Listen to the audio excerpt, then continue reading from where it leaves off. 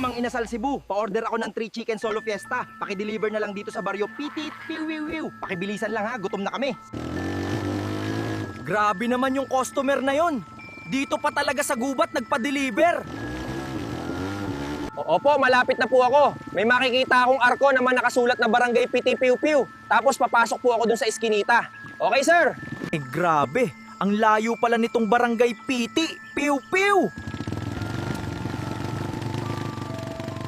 Talaga, sir, akin na yung sukle.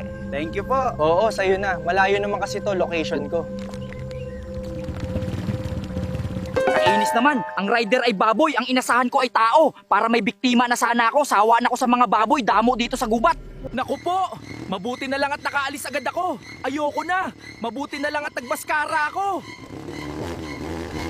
Sabi nila, delikado raw ang lugar na yun sa paghahatiran ko. Kung maaari, magsuot daw ako ng maskara ng baboy kung ayaw ko mapahamak. Nauubusan na akong oras, kailangan makakuha na ako ng taong mabibiktima. Kailangan may mapapunta ako dito bago naging huli ang lahat. Hello, miss. Yung order ko ha.